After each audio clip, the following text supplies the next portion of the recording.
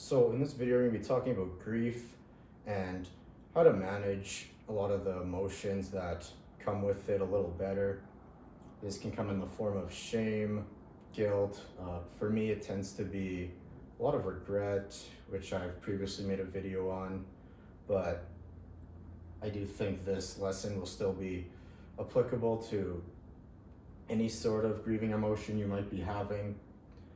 And a lot of the reason why a lot of these feelings of grief tend to be quite unsettling and seem to be quite negative is because we have essentially created a narrative on how we need something to play out, and we've created some sort of narrative about it that we have attached ourselves to.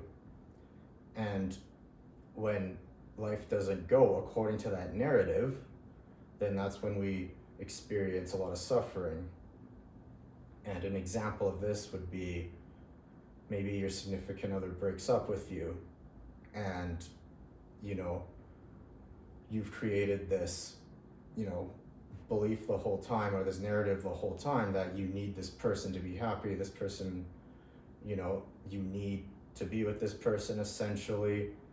And when your partner does break up with you, it's going to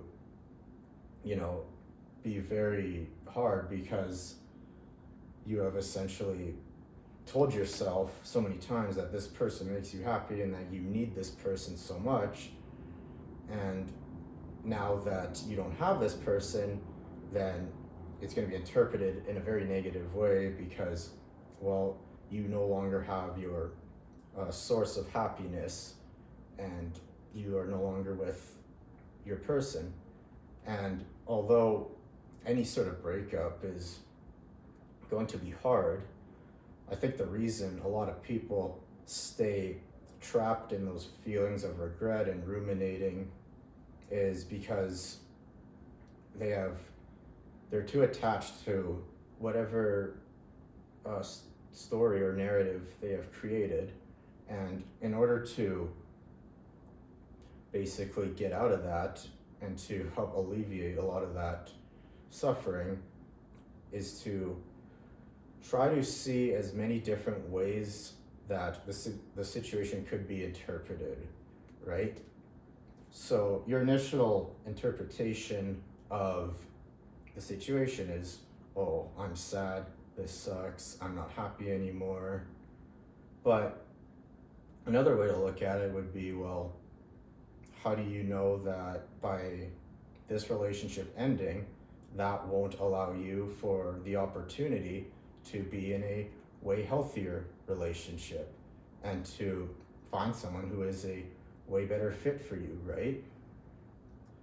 And another one could be, well, how do you know that you were even going to be happy after the breakup, right? Because just because you were maybe happy in the moments before the person broke up with you, that doesn't mean that that would have continued, right? Especially since the person, did break up with you, chances are there was simply too much dysfunction in the relationship in order for it to proceed in a healthy way. And even if the person didn't break up with you, chances are they wouldn't have been very present with you. They probably wouldn't have treated you in the way that you would have liked. So ultimately, it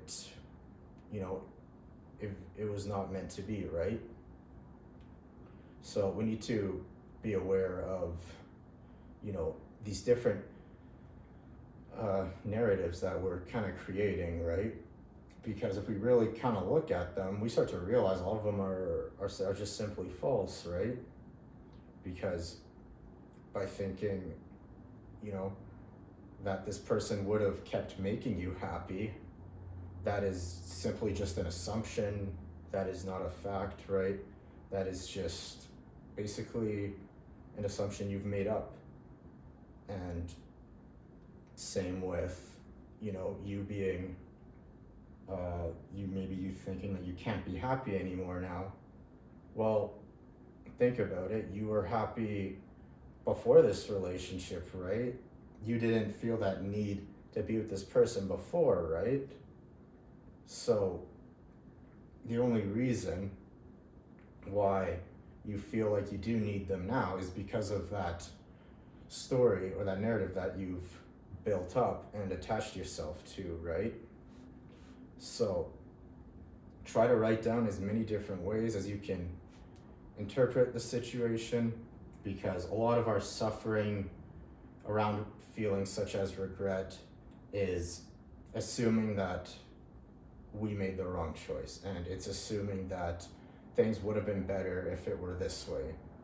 But again, that is simply not true. That is just an assumption we've made. And then once you're done that, I also think it's really important to think of any other narratives you might have made up, whether it's in terms of a relationship, or whether maybe you think you need money to be happy, or whether you think you need, this thing to be happy, whatever it is, right?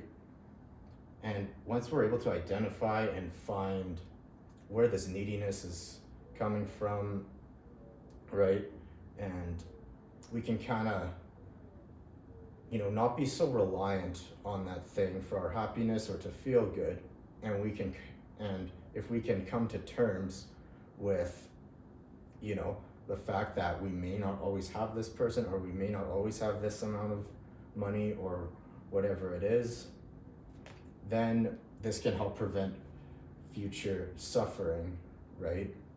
Because we are no longer, reliant on any of these external factors. Because the truth is all these external factors, we have no control over them, right?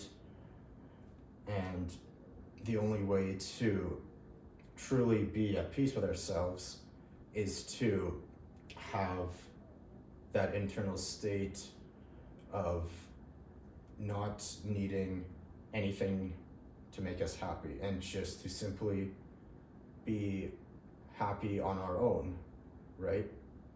Now, this doesn't mean we're not going to be sad when bad things do happen, but the more and more we can build up that security within ourselves, the less likely we'll fall into these traps and into these false narratives of, needing something in order to be happy, right?